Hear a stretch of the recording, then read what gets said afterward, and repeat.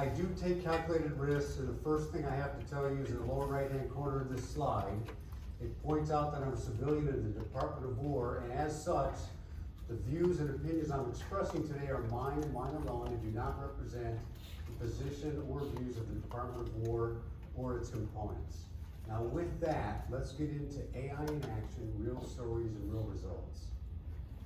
So we're going to go through three main things today, and I want you to walk away, and myself as well, reinforce with three things. Number one, a framework to know where and when AI will work for you and when it does not work for us, which is very frustrating. Number two, I'm going to present 7 examples with stories associated with it and the results, including the environment in which it worked, the prompt that you can take pictures of or download this afterwards, and the results of that, ultimately the impact that it's having on our EPMO. Thirdly, despite great technology that's out there, it's people who do the work. To get people to adopt new technology and processes or policies, we have to be able to lead. So we're going to address that to a degree. You're going to hear some tidbits of that through the presentation, and we'll have a section on it at the end. Finally, we'll summarize and open it up to ask to see what questions you have. So let's get started on this. First of all, there's a new technology out there. It came out publicly. It's been around for about 15 years, but it came out publicly on November 30th, 2022, tucked in that little Thanksgiving and Christmas break. Didn't really make news, but it's made shocking news since then. And some of the things our EPMO has been able to do has shocked, if not astounded me at times, but the purpose is to use it for the benefit of my company, our clients, our customers, and for career development for individuals as well. But just because a new technology is out doesn't mean we abandon our old philosophies and principles that we know work. Agile, I'm an Agile certified practitioner, but we have a philosophy that says we want to fail fast. And I know in the room here you've got some background in Agile, and it doesn't mean that we're trying to fail fast and make mistakes over and over. What it really means is that we survey a market, look at that environment, we launch something, we get market feedback, and in a cycle, usually a sprint cycle of 2 to 4 weeks, we release something new. So we see it, we see what happens. If it failed, we do something completely different. If it needs modification, we do that a little differently. If it did well, we just build on it and we release again on that cycle. So we're going to use those same principles and philosophy as we check into generative AI. So I'm going to walk you through 3 to give you some parameters as to how to use GenAI. And by the way, it frustrates me at times. So if you come across that, that's normal, it's okay. First of all, when I hire a new team member, or if I'm looking at my child when he or she was 4, they aren't trained to do certain things. I don't ask my child at 4 to drive a car, especially a stick shift. I don't ask my millennials to do that either. So on here, it just simply came back and said, I'm still learning, I can't do that yet. And that's a normal response of a trainee, of a child, someone coming up in your program. And my degree is in economics. I focused on econometrics, which is statistics on steroids. Please forgive me, but I do enjoy it. And it's very valuable for forecasting trends and such. But here I was asking for an ANOVA table, which is high-end statistics, but I wanted it. I knew GenAI could do a lot. It just said, honestly, I can't do that. And that certainly beats what we refer to as hallucination in the GenAI arena. It's a polite way of saying it's lying to us, right? People want to please a child. If you ask him a question or her a question enough times, we'll give you an answer you want to hear, even though it's a lie. The GenAI does that. When it produces things, it usually says at the bottom, this was generated by AI, check the facts, etc.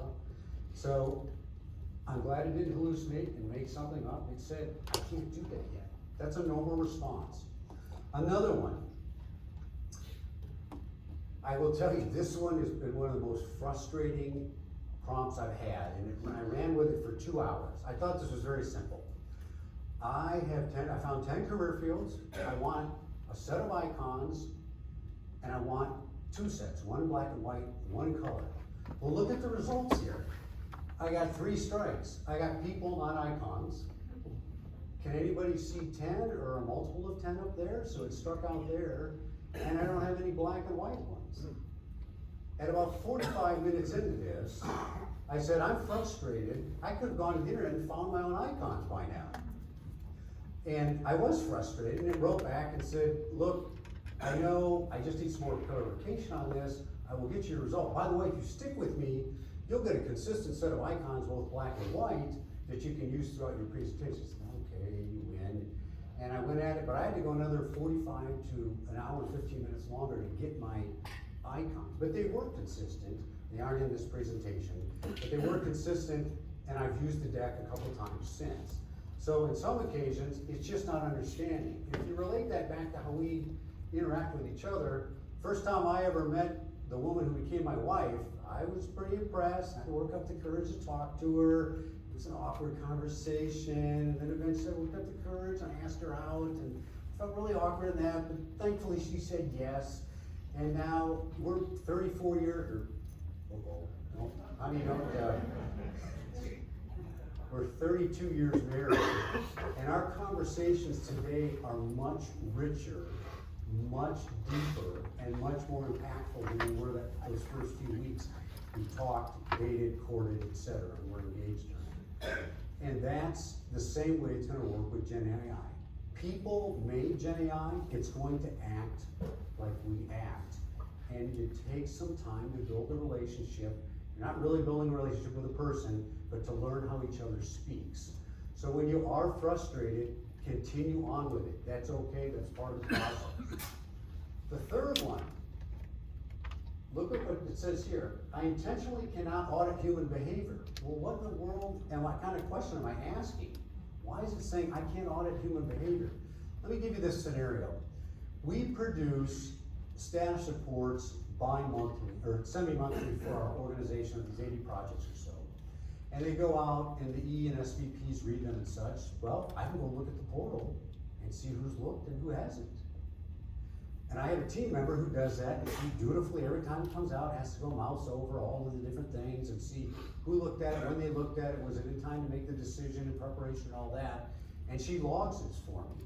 Well, we use that so I can go, and if I've got an EVP who is looking at it, I'll call the lady or gentleman and say, what would make this better for you? This is failing fast. My market isn't responding, they're consuming it. What would make it better for you? Look, I don't want to waste all this time with my personnel, one of my team members doing this by hand. So why not just have AI do it? Well, it came back and it just said, it didn't blame it, saying, I've run into a lot of times, another constraint to run into is you don't have administrative privileges to access that file. But I do, because I can open it. I can't figure those out, so I have to call IT. But in this case, it didn't blame it, which people will blame things. It didn't blame it on administrative access. It said, I can't do that, it's an ethical constraint. So in the room here, who has heard a news report or read something or a vlog or a blog that said AI is going to have bias built into it? I've seen those news reports and they get a little heated sometimes and all that. This is not the end-all answer to that, but that is evidence that the constructors or developers of this are starting to build in ethical constraints. Again, I don't say that's the end-all, but I do study the laws on this as well, and states are starting to put laws in place that they're trying to do sentencing and parole boards using GenAI. And the states are getting ahead of this and saying, wait a second, if you're gonna do that, number one, the whole decision criteria in the case that the GenAI made the recommendation on must be available, and a human must make the final decision, which I would appreciate that if I were in that situation. So ethics are being built in. So on this, one limitation is, it was limited back when I did this on October 25, I'm limited on high-end statistics. You're gonna see, I go back and ask it again. It still can't do an ANOVA table, but it did help me with some high-end statistics that we're gonna see later. Next one, this was simply a miscomprehension. I wanted to ask that young lady out. I didn't get it right. Oh, she said yes, this is wonderful. And now we can talk very clearly and open with each other. And lastly, I think it's good that there are ethical constraints coming into GenAI. Well, this are three areas that you might get frustrated with on generative AI. Let's go into some things it does well. Now, some of you have probably read Blue Ocean or Blue Ocean Shift by Chan Kim and Renee Mauborgne, but it says, in spite of the technology that comes out, and we heard this at the keynote this morning, focus on the value, not the technology. All right, I have presented things out of GenAI, and it just does it beautifully. Things it generates for you, the way it organizes the table, would have taken me sitting down 2 or 3 hours to do it myself, or sit down with a couple of meetings with graphics generators to do it, and I can get it in minutes now. When I presented new dashboards and stuff, I've had people audibly say, all the way from IT people who are looking at it to see if they can load it up on a server for me, to the CFO to say, they pause and they go, that is beautiful. And I agree, but I'm not enamored here with the technology. If it doesn't produce us value, who cares what it looks like? So as we launch this stuff, don't be enamored with the technology. You'll be tempted, but that's not the focus. It's, can you get someone to consume the information or buy the product that you're selling for the benefit of your company, your client, your customers, and yourself. So let's look at this. All of these are going to be set up, and go ahead and take pictures. You can download it from the UTD site afterwards.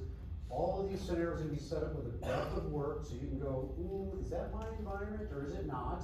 But I've got 7 of these, so I hope you can find one. And then it's going to tell you the prompt, and then when I build on this, it's going to show you the result on the right-hand side. So in this first case, I want to point out a rookie mistake, and I've had to coach my team members on this, is prompt engineering. It's a fancy way of, can you ask the question the right way? All right? There are ways I ask my wife questions sometimes, and I know I asked it the wrong way.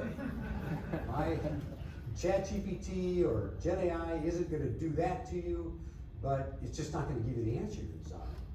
So this is one format, and there are 7. At the very end, I'm going to give you a link that shows you the 7 different prompt types for different scenarios. But this is a role, a task, and then an expectation or a format at the bottom. And so what here is I'm saying I want it to act as a scheduler. Now remember, these LLMs, large language models, they've been trained on information beyond what we could ever contain in our brain. And they have the answer from a generalist, from a man on the street, from an NFL quarterback, from an NBA point guard. They have it all. But I don't want everybody's perspective. I want a scheduler's perspective. So go through my file, find out who hasn't put in a planned date for the milestones, and tell me if they have a planned date and it's past due, notify me. So let's take a look at the results on this. On the left is my little data sample. Another principle of Agile is test first. Why do we do that? Because if you can't test it, you might as well not do it. You can't verify it, you can't verify it, you can't use it. Very simple logic there. So I'm using maybe 11 rows and 8 columns or 10 columns here. I can go through this in about 7 minutes and tell where the problems are. If I take this project number 3 here, missing 1, missing second plan date, missing 3 plan date. Scan across there too, I say, oh, I did this, I had Copilot run this for me on March 31st of this year. That's after December 1st, so I got a late milestone.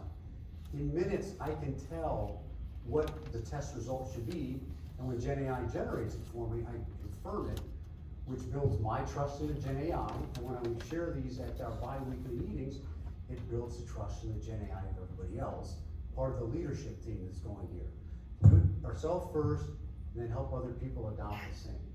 So what does GenAI do? On the side, this is just a PowerPoint.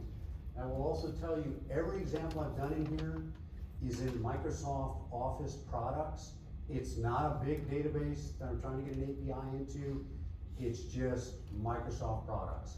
One of them has 2,200 records in it that we automatically put the data into every 2 weeks. It's from that status report. But everything can be done in Microsoft Project, Outlook, or SharePoint, is what I'm showing you today. So over here, what did we say? Does it have a late date? Sure enough, I figured out it was December 8th. It says it's late. Does it have missing milestones? Sure enough, I found 3 of them They didn't give me the planned dates. The other thing you'll find when you do the prompts is it's an iterative process. And what I mean by that is, didn't ask my wife out the best the first time, still don't always ask her out the best the first time now. It's same here, and so I get it down, and eventually it'll come out, and the ones you're seeing are the final ones are very close to the final. When you take these, try them out on your systems with your data, and see if it works, adjust the prompt until you get it. So that is one way to test first, and on this, start small to make testing easier, because if you can't test it, you can't trust it. Okay, so start with something small. Again, one PowerPoint, 8 columns, 11 rows. I could have done it myself in 6 minutes. I ran this again this past Tuesday, ran perfectly. I've done it now 4 months in a row. Probably gonna stop testing and checking it from now on, unless I see something obviously wrong. And now I've delegated that to my AI employee. Let's look at another one, and we're gonna expand the breadth of work. We're gonna go from 1 month to 4 months. We're gonna go to an email Outlook. We're gonna go, I'm prompting it to say, I think there's these 3 classifications in there, but give me others. And it ended up recommending 5 others. And then I'm gonna point out that before it was structured, rows, columns, right? This is unstructured. You ever get structured emails that are exact every time from every person? No, we don't. So I wanted to see how it did with that. Now, one of my team members was the inspiration for this prompt. If you remember when President Trump came into office in January 2025, one of the many things he did in the first couple of weeks actually affected the Department of War very much. Every federal employee had to submit a weekly email that said, this is what I did last week. And his whole push was, let's get rid of fraud, waste, and abuse. This is most on waste. Well, I'm a professional, my team members are professional, we didn't necessarily all like this. And I have a very open relationship with my direct reports specifically, but even below them, they can come and ask me any question. And the reason I do that is, I'd much rather have them ask a question to me than someone outside an organization that I have to spend 2 to 3 weeks cleaning up afterwards. So they come, they ask, and she finally came and said, okay, Greg, I know there's 3 million people in the Department of War. Who is reading 3 million emails a week? I said, well, I think actually no one is. I think they're using GenAI because that's what I would do. At that point in time, and this was February, I didn't have private GenAI, the company wasn't paying for it yet. And we had a policy because if you load your stuff into a public GenAI, it becomes part of its large language model. And when somebody runs a prompt against it, you may be cited with your proprietary competitive information in there. So be careful, make sure you're subscribing and paying before you put your company information in. So I finally got private AI around October of 25, and I ran it, and here are the results. So you see in the first 3 columns, I told it, I want you to tell me what's administrative, because I'm trying to get rid of waste, and then what's aligned with the company mission and what's aligned with the DoD mission. We haven't changed the Department of War yet. And it gave you the total count for these 4 people, names redacted, etc. But over the 4 to 5 months that we had to do it, we had submitted 227 tasks to those reports. 36 of those, or about 13%, were considered administrative. But let's go over and show you a column that GenAI picked up that I didn't pick up on. Automation, and over 15% of our work is done on automation to get rid of that administration work, get rid of the waste. So his initiative actually drove the behavior he wanted in my office. We started looking at what's administrative and where do I invest to get rid of it. And I can tell you, across the federal government, I think there's probably 15 million people employed. No, it can't be that many, it must be 10 million. It probably did make an effect of what the value we were getting out of our tax dollars. So that's one, a little bit bigger, unstructured data, and we're gonna go bigger again and more personal. So on this one, everybody does an annual review, I hope. You get some kind of feedback, don't go to AI for your feedback, we'll just tell you you're good. On this one, we spread the breadth to 12 months. Now I've got a number of stakeholders in here. It's again unstructured, email count is unknown, and you can see the prompt down there in the lower left-hand corner. But I don't necessarily like writing up my annual review, but I take notes during the year, and I have a mid-year, and I do the same thing with my team members. And I tell them, take this note, bring this up in your annual review, and I take the note, and when I do my review, I highlight the same points to reinforce what they're doing. Well, wouldn't it be nice if you could have somebody go through all your email and say, find justification or affirmation that I achieved this goal this year? That was the prompt. I said, as a reviewer of this kind of a company, look for this, go through all my emails, including my deleted folder, and find justification that I did it. So look what it comes back with. These little blue lines, you know they're clickable. So it not only tells me what it is, it gives me the source. So I'm going, did somebody really say that? I can go and click on it and look at it. Very valuable, much better than when we used to start with Google years ago and say, well, your search has produced 1.4 million responses. I'm giving you the top 150, good luck.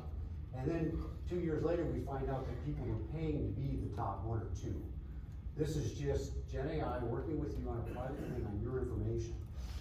I will tell you, I got the most heartily felt thanks from our EPMO on this prompt, because I released it to them in February this year, so we're doing annual reviews, and they could go through and find justification for their goal, achieving their goals, and where they had weaknesses, so they could defend it a little bit when they went in. So I got them in the heart a little bit, and I got them in the wallet a little bit, because that affects raises and promotability. And that's another thing, if you can move something that inspires somebody internally, from a leadership perspective, it helps them adopt. This isn't overwhelming. I gave them the prompt. They have their goals. I didn't ask for their goals. They just stuck it in, did it, prepared, and were ready to argue and make their case for a better raise or potentially promotion. Well, let's go a little deeper on the qualitative results. Now we're getting into some big data. So this is our semi-monthly status reports that we do. And you can see it crosses, I just had to go 6 periods at the top, across the 35 to 40 projects in that portfolio. And then we do 8 KPIs per report. And the one we're really looking at on this is the qualitative comments and risks. So we have all our PMs as they go through their portfolio and they do it. They have to do all the KPIs and they have to give a justification as to why they did it. And I got it, what's highlighted down there wasn't my original prompt. Remember I said they get iteratively done? What I was really looking for is the PMO chief and I get together and we have to read all these. And if you're a PM, you ought to be the person who's reading them all. It's not much fun, but I have to gain that knowledge before I go brief other parties on this stuff. And I was trying, she and I were wrestling with, I don't know if the guys are really changing their comments and risks. Could they be getting stale? I know that one's stale, so then we have to keep them accountable and everything. It's part of our job, but why can't I automate this? So first, we try to do it in Excel with a little program. We do the count and say, this one is the same count of digits for the last 4 months. Obviously, it hasn't changed. But that was kind of a pain in the rear. And then once we got Copilot Business, again, private AI, we ran this on December 10th last year, December 9th last year, and it came back and it said, okay, this comment hasn't changed over the last 6 months. I do want to point out that this went out and got the files right off my portal library. I didn't have to load them up, and that's another function that it'll do. But it first came back and said, okay, look, this project hasn't changed, this project hasn't changed over the last 6 months. And I go, okay, we gotta go work with these PMs to get them to do their job a little more thoroughly. But at the end of almost every prompt answer that you get back from GenAI, it also says, would you like me? Would you like me to do this? Would you like to do that? Now, be a little careful. Once you start getting into paid GenAI where you're consuming tokens, that's a self-fulfilling prophecy. You're standing at I don't gamble, but a slot machine. If you put another quarter in, you'll get your answer. Put another $5 in, you'll get your answer. So you have to discern that, and some companies are putting caps on how much you can consume every day because we all want to get that answer. So with that, at the very bottom of it, it said, would you like me to build a table of common risk claims across your portfolio for the last month? Would I? Of course I would like that. That would take me a lot of time to do. So I hit yes, or I just copied and put it down there, and it said, okay, we got 8 risk themes that are in here, and it put all the projects in it. I redacted the names because they're proprietary. But you kind of see this project starting with a red M there, shows up down here too. And that's actually a validation that it's working like a human being does, meaning that no project just faces one risk. It faces multiple risks. So this is a normal expected result. And then what I went and did is I grabbed a couple of the projects, I went to the PM, I said, look, we get together next Wednesday, this is the data it went over, 6 months on the portal, and this is the trends themes that it put your projects into. Would you confirm that as we go into this meeting next week and address it a little bit? But don't tell me the answer ahead of time. I want to be surprised. I didn't want to know it ahead of time. So sure enough, we went into the meeting, and the 2 PMs I had surveyed, it said, yes, over the last 6 months, we were facing these two or three risks. So now it became not me sharing it, it was PMs going, I confirmed this myself, building trust in the GenAI, not only in me, but across the whole EPMO. So it can do this stuff very quickly and very nicely. Now, let's drop into big data. We've done qualitative. Let's go into quantitative, which is my econometric side, which I really like. I told you before that it wouldn't do the ANOVA table, which was disappointing but understandable. So what happens here now is I wanted to do a goodness of fit, R squared, and the easiest way to think of that is to say, when we do presidential elections, and it says candidate A has 47% of the vote, and candidate B is forecasted to get 44% of the vote, plus or minus 3%, you do the math, you go, well, that's statistically insignificant difference. That's what we're trying to do, is get a statistical difference in it, and I have available to me 87 projects per period over 49 periods, and I know most people hate stats, but to be on a normal curve, you have to have more than 29 samples, so I was just waiting for the 30th report to come in. You have to be a statistician to be that excited. And then we have these KPIs out there, and of course we still have the comments and risks out there. Here's the prompt. So look at the role as a statistics-based project manager, calculate the goodness of fit value for the total cost and go live date risk, and compare it to my calculation. I'll load a file with the data next. I found out if you don't tell it to do that, or if you don't load it up ahead, it goes, I'm waiting for the file, and that annoys me, so I tell it it's coming. Probably cheaper to let it write it than retype that in. So here's what the tool did. I got Perplexity on top and Copilot on the bottom. Look at this. Both match to 6 digits. So here's my calculation, and there's, now that's mine, me, Greg, and this is a first person possessional pronoun saying that Perplexity is saying, well, my calculation matches yours perfectly. That's great. So I stuck the same thing into Copilot. Now, we get in a hurry sometimes, I made a mistake. When I did Perplexity, I just gave it the data and had it run it, and then I gave it mine later to match it. Copilot, I gave the wrong file, and I gave my calculations in it, and it was a hidden tab, but it found it and said, you've already run the calculations correctly. But, oh darn it, I didn't mean to do that, but at least it confirmed it. Well, what happens here is, look what it's saying. We're kind of getting mixed up as to who's checking who. I spent 20 hours building that model because I have the ability to do it, and I wanted to make sure that Copilot and Perplexity were doing it right to build my faith or trust in it and convince the EPMO at large that we can use it to do that, and eventually up to the executive if we start forecasting on this. But it's saying, you know, you're in a conversation sometime, you go, did I bring this topic up, or did the other person? Who's leading this conversation? This is what it feels like. And this is what a Dr. Drew Dickens refers to as the uncanny valley. You start to think that you're interacting with a person, but it's just a machine. And you will experience this at times, but if you notice, I always refer to GenAI as it. It's not a person, does not have a mind, does not have a soul, does not have a heart. It's a machine that is programmed to mimic human behavior. So you will get at some point, who's in charge here? You're in charge. You can even, there's articles there was a shooting down at Florida State University last year, and Florida has now passed a law that says when you're responding to somebody underage, the GenAI has to tell it that I'm not a person, I'm a GenAI. Because the GenAI was advising this young man, unfortunately, how to operate the guns, when he would get the most press, et cetera, et cetera. Horrible thing, and the company that wrote that GenAI is in court now over that. So another one, let's take another look at one.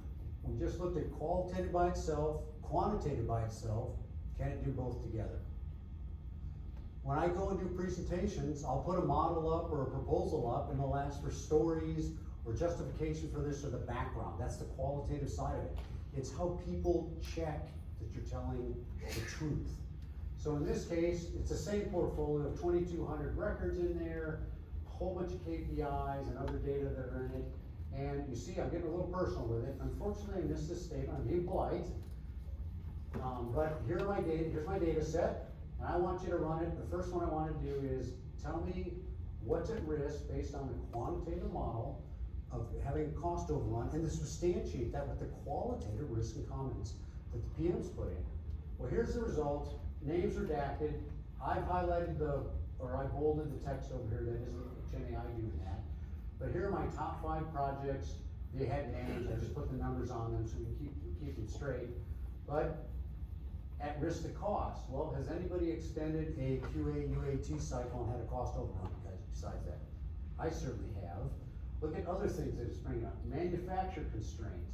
We've got scope complexity beyond estimates. We've got CRs for budget. Well, if I'm doing CRs, I'm at risk to overrun. So it substantiated the claim when it did that, which I greatly appreciated. Again, built trust in me and the generative AI, and when we shared it with the at-large EPMO, built their trust in it, that it got your notes correct, and you were already forecasting that you're gonna have an overrun. Isn't it nice to have a quantitative forecast that says you may be doing the same? And a quick summary of why your project might overrun. Well, let's look at another big data example. Same data set for 2,200 records, 87 projects per record, and now we did it to say the go live data. I don't want to be late on the project, right? And I want to know what the portfolio is what in the portfolio is going to be late. We'll engage the executives on this. Maybe we can shift some resources around, put more resources on it, or stop the project, whatever. But I want to give them that degree, those degrees of freedom and options to make a decision because something's forecasted and going at risk. Everybody notice that we don't have the same 5 projects. They brought a new project in, project number 6, and that would be expected that you might have some overlap between what's at risk for cost and for schedule, but they may not be identical. Normal result that I've seen for years of doing project management and managing PMOs, and the GenAI did what I expected. So we did go out to the PMs and ask them, do these notes make sense? Yes, they do. I had them look at the statistical model, the results of the forecast. Yes, that makes sense, but it gave them more confidence when they were talking to their sponsors and the board itself that we might be at risk of going live late or having a cost overrun. And that gives them more confidence when they're asking for the company to make a decision on that. Well, here's the impact of that last model that we did. When I did that manually, it took me about 1,500 minutes to do it.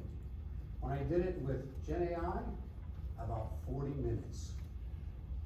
97% effort, not cycle time, but effort. Because I didn't do this all in one sitting.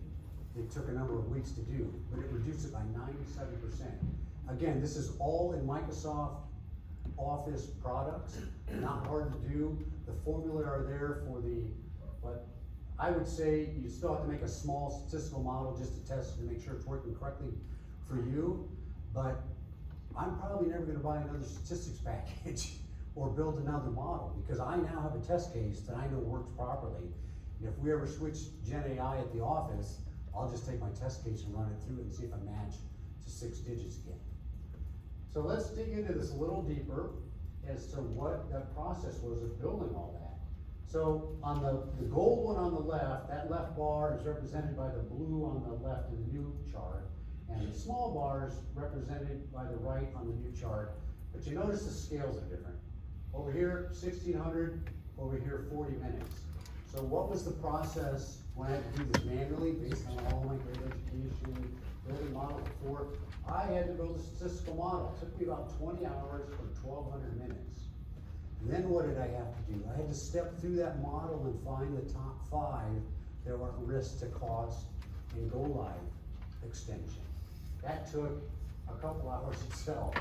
Then I had to incorporate the comments. That looks like a small amount, but that's probably 50 minutes there. But I only had to do it on the 5 or 6 that were in my 2 sets. I didn't have to go through all of them. So that's why that isn't as big as you might expect. And then finally, I had to summarize it so I could go speak authoritatively about it and send out summaries to the executives on it. And by that, I gained a great deal of knowledge on my data set and the portfolio, as you can imagine. Well, let's look at the GenAI model, augmented model. Notice there's no build model. The GenAI was already trained how to do it. Just stick the data in, it has to be structured. You have to structure it in a way that it'll work, but it'll tell you how to do that, by the way. And then I had GenAI incorporate the comments. You saw them on the previous page. That came back in 2 or 3 minutes. Then I had GenAI summarize it. A couple minutes, pretty nice deal. So to get to the point of summarize over here, which was about 1500 minutes, I can now do that in about 7 minutes. Pretty nice deal.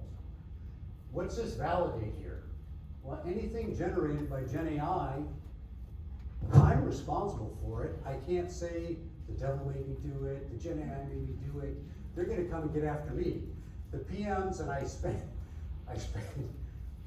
up to 30% of my time some weeks, and this is why I haven't talked to you first, and say the door's open, ask me the question first.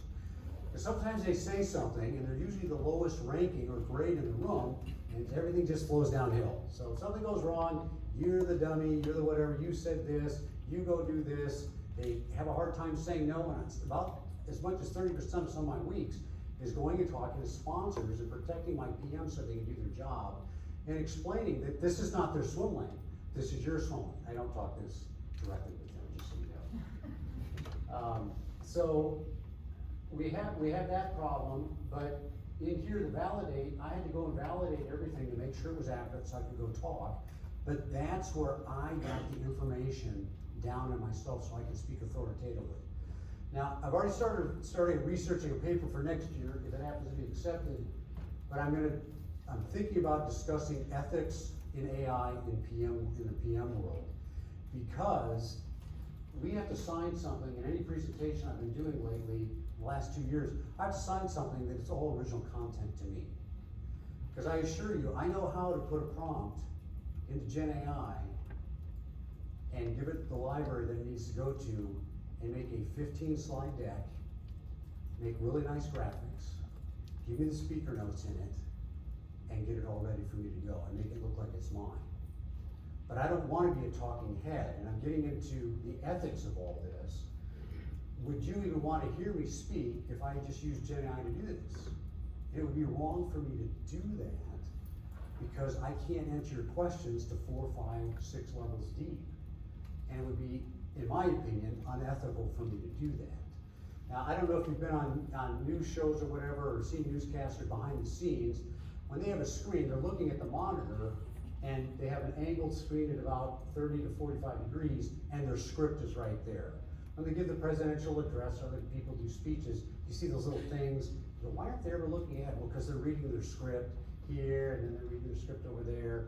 Well, newscasters can do all the same, can do the same, but you'll also notice that they do their homework. You'll often see them flip through the papers, and they prep. If they didn't do that, they don't deserve the credibility that they have.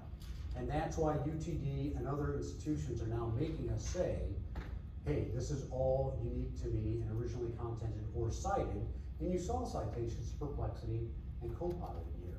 But that was the things they generated at my request. It wasn't the content in the slide deck. Well, now that you can see the impact of this, I mentioned before that we have to lead people to adopt to it. And that's not always easy. Oh, yes. So what is the equivalent on the GenAI of the back and forth, that you were talking about at the beginning? It takes a, you know, it may take some back and forth. Mhm. That you didn't, no, that's not what I want to do, just help incorporate that. Cause to me, that would be like you building a model. To me, that assumes that the model's already built. On the GenAI side? And the model's already built into it, and you don't, it's not accounting for that back and forth. So these both took me, both the qualitative and the quantitative getting ready, no more than 4 prompts each. I kid you not, because it knows how to do statistics. It can't do an ANOVA table, but it can do a goodness to fit. It's quick, well, faster than I can. I can tell you the calculation, I can build it, but I have to then go through all 80 projects and see which one is forecasted wrong. Or I mean, forecasted to bust a constraint. This can do that in minutes. It takes me an hour to step through all of them to find the top 5. But on these, it was 4 iterations till I got what I want. When I say I'm shocked sometimes, I was shocked. I'm astounded when it comes back with cool graphics that make the audience go, that's beautiful. But that's not the focus. And so you have to get past that, I have to get past that myself first before presenting. Because that's not the purpose of the material, is, wow, that's cool. Okay, but are you gonna make a change? Does it influence your behavior? So did that answer your question? Probably not. Okay. I feel like there's something not being taken into account. Your manual work, building the model, there always also had to be some work in the GenAI, because it's got assess trends. Mhm. It almost looks like you didn't have to do anything to I get to didn't. the point in GenAI. I didn't. So if you take, so below this would be the collection of all that data. My team collects that, but that wasn't building the model, that's the data collection.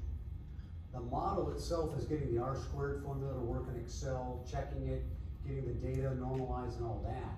I didn't have to do that. So, but it's like a prompt, how do you, making sure the prompt is giving you what it. Let's go back. So my prompt on, well, yes, I wanna say it had already done this one, that's the prompt. As a statistical based project management, calculate goodness of fit, that's the R² formula. And it knew what to do at that point. So that assumes that was a that was a perfect prompt. Correct. You didn't have to go back and forth, that's. No, it only took me 3 or 4 times to get this, which again shocked me. I thought, since I'd already had a failure with the ANOVA table, that I was gonna have to go back and forth, explain what goodness of fit was, or what time value is, or how to normalize data, or to seasonalize data. It just doesn't. So I think he's just having a conversation with the box, the Right. AI. I guess I'm Just like what you just did with him, that back and forth, because he didn't understand your question to begin with. You asked clarification, you clarified. That's the same back and forth he's having with AI. My experience is it doesn't understand what I'm asking for, Okay. I'm not explaining, or my prompts. Okay, and remember when I did this, this is a structured data set. So it's a 50 wide column spreadsheet, 2,200 records low. And I tell it, I want you to focus on these 3 KPIs, and here's the impact variable that I want you to look at. And that was, the impact variable here is total cost, and the impact variable here is full live data. And then It assumes you have a very structured. right, you have to put that, but if I'm training someone, or if I've got a new employee in, Right. if I've got structure, it sure helps that person come up to speed faster. So I would be doing the same thing with an individual.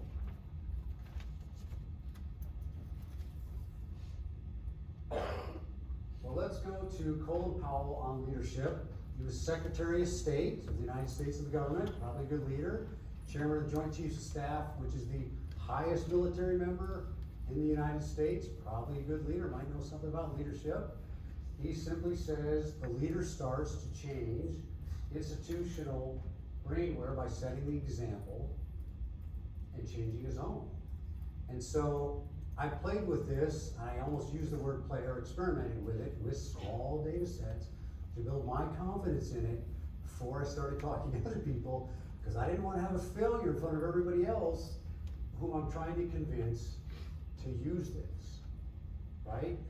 So as you roll this out, start with something small so you can build your confidence in it, have your arguments with it, as you're saying, and I can tell you're still frustrated. I've been, not with me hopefully, but I've been very frustrated with it at times.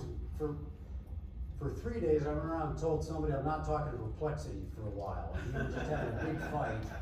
And somehow we got back together on a Tuesday and Shazam, it all worked. And it was just a matter of getting the prompt down and it understanding me and I understanding it. All right, so on here, you want to have internal motivations. I was talking about the annual review. I can write my review better, compete better for raises, compete better for promotion. Internal motivation. Well, sometimes we have to use external motivations. And if you heard about burning platform, how do you get a guy or a lady to jump off a platform in the middle of the ocean and there's 32-degree wavy water in the North Atlantic, where you set the platform on fire and they jump and it's a hard hit, but you're gonna die otherwise. This case, what we've got here is, this is released by Anthropic. I think they're gonna do it annually. This is their first release. Anthropic owns Claude, but they went and did a study and said of 22 professions, the blue line is theoretical capability of generative AI. So there's a completely 2 other papers that get into theoretical. I read those to understand it, but it just says, look, this profession has these 58 skill sets. And we think GenAI, in the case of computer and math, can do about 97% of it. Now, they don't get into project management when we fall into this area. If you drill into it, it does some of it, but it doesn't do a nice spider diagram like this. And the detail gets down there, you go, I don't know if I can interpret this properly. And it wasn't as fulfilling as this. But that's computer and math. When they read what Claude did, or Anthropic did, is they said, hey, of all the prompts we're getting in over this period of time, how many of them overlap with those 58 that are, let's make it very easy. Let's pretend there's 100 skills that GenAI could do for the profession of math and computers. They found out over a period of time that people are only prompting it for about 37% of the work. So there's a 60% gap here. And that's what this is saying. So it doesn't mean GenAI is doing 37% of the work. It means that people are putting, that's us, are putting prompts in for about 37% of the tasks that IT and math professionals would be doing. Does that make sense to everybody? So it's not replacing us yet. I'm just kidding. So that's what it is. So what my wife and I were doing, I was going over the presentation with her last night. She's a great coach on this stuff. She goes, hey, let's look at our kids' stuff. Well, our son is in engineering, works at TI, and wow, it could be as much as you know, in the high 80s for penetration. You come down here, woo, there's only about like an 8 or 9% adoption rate. Well, why is that? I haven't asked my son yet. We're going out to dinner. I'm going to get some insight from him tonight. Our daughter became an RN last July. So she's working as a health practitioner. And here we've got about theoretically a 60% penetration, but it looks like 1 or 2% actual prompts going against it. So at the social last night, I bumped into a colleague here who works in the health profession. I was talking to him about it. He said, why is that? He said, well, we're very conservative because all HIPAA and PII. I'm like, you know, I do want to be conservative. I want my health there. And so that's what it is. But if you've got a child coming up to go to college or going to college, you can, I'll give you the link at the end, but you can look at this and say, you might want to consider where you're going to work. So case in point, on Easter Sunday, we went over to a dog park and bumped into another couple, let our dogs play together, and their college-age son was home for Easter break, and my wife started about conversation. So when you go to college, what's your degree in, and how is GenAI affecting that? And I kind of saw his eyes glaze over because he was kind of lost, not about the question, but you could see a little, I don't know what I'm doing. He didn't say that, but he said, I went in, I'm 3 years into my computer science degree, but I'm seriously considering changing majors now because of what it does and what it's doing. And we said, well, we wish the best for you and everything, and I glanced at his parents, and I can see in their eyes, they didn't express it. I thought, they're probably thinking, is this another semester? Another year? That I've gotta drop 20 to 5 to 30 grand, or my son's gonna take this debt on? These are big things. Now, for us, we're 10, 15, 20 years into a career, 401ks are tied up in this, and yes, you can move that with you and everything, but it's motivating when you see that this may be coming along and taking over some of our jobs. I'm not overly worried about it overall, but when we have these bi-weekly meetings, some of the PMs will come and grab me afterwards and go, hey, you better be careful, we might be getting it. And I listen, I go, you know, you're right, but by attending these and taking the initiative to learn it, I'm trying to keep everybody ahead of it so we can leverage it for our benefit and for the benefit of the company. And you can put whatever weight you want on those two goals, all right? So, I won't use this more than once every 9 months because it can be demoralizing. And we're responsible for the morale of our teams. And you can't have, Sad Sally and Bummer Bob walking around all over the place because nobody ends up wanting to work with him or her, and you're not gonna get your jobs done. So I will not overemphasize, I wanna overemphasize that don't pull this out every week. Cause it's like, what hope do I have? I've gotta change careers now. I don't think it's gonna come quite as fast as we think. Oh, yes. I'm interested in why they call it theoretical coverage, because that their best guess for how well AI can actually cover those. And I look at it, I guess I'm wondering if I'm looking at it wrong or correctly, is the limitation here, we're not pushing AI to its limits yet. Is that a decent takeaway, or am I? So the difference in that is, the theoretical is what a big study did, and said theoretically AI could do 75 of the 80 or the 100 tasks that you're doing.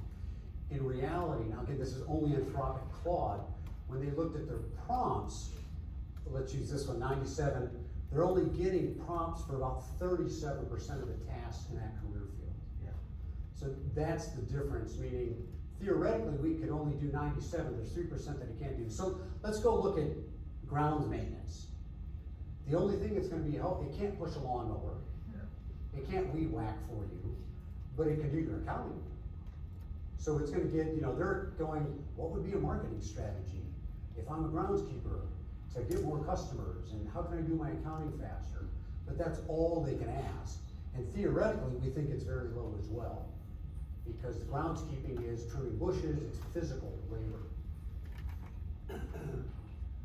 Yes? Can I add on to the question of the area of theoretical coverage? Does this mean that it's just covering the conceptual area, because you still need the human being to perform some of the tasks, such as engaging, and you look at arts and media, you probably will need performers and musical instrumentalists to be able to do that part of the job.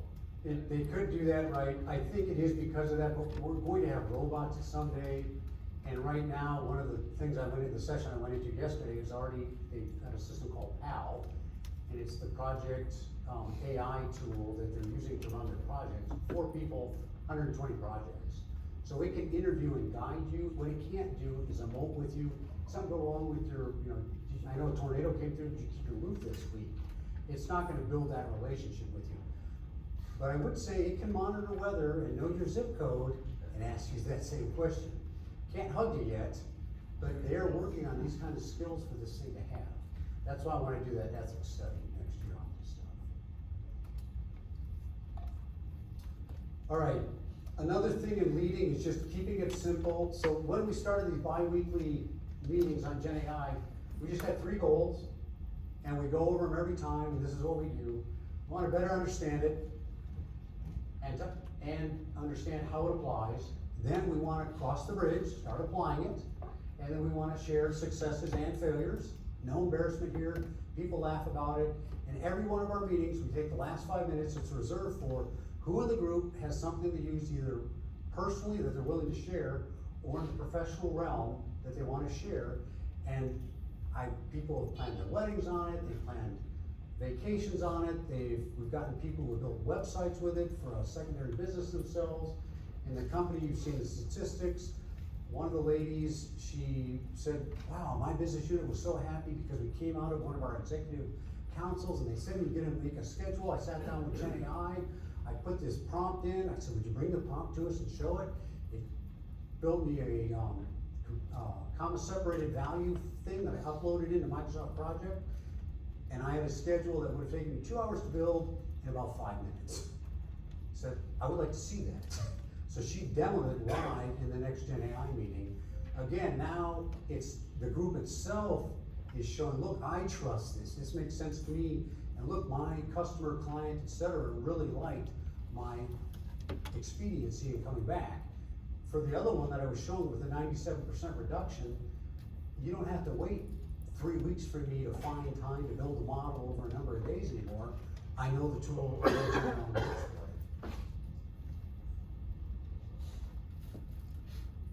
Basically on this, it's better ourselves, our profession, and our employer via GenAI.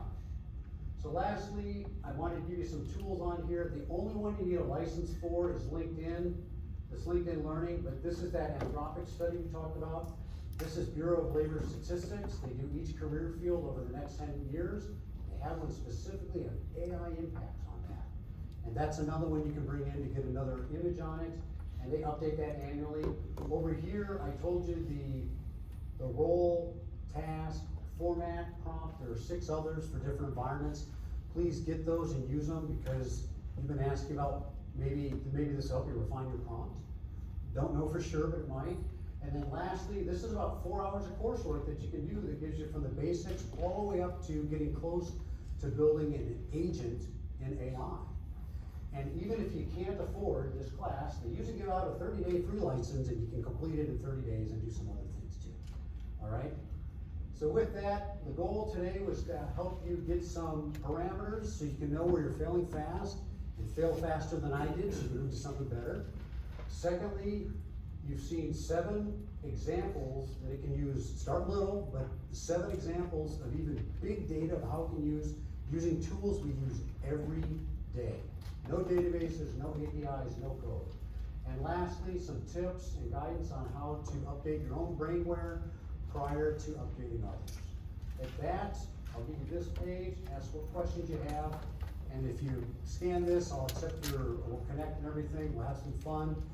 The other thing is, I've got previous training videos. If you're in the need for PDUs and you didn't attend this in session before, you can get them, you can pick up an hour-long PDU on it. I think I have 4 or 5 out there. So what questions you have, we're out of time, but any last question? Oh, sure. This one? Okay. So with that, we are bumped up against time. Thank you for your attention. Don't be scared of the GenAI. Use it to your advantage and that of your customers and clients. Thank you.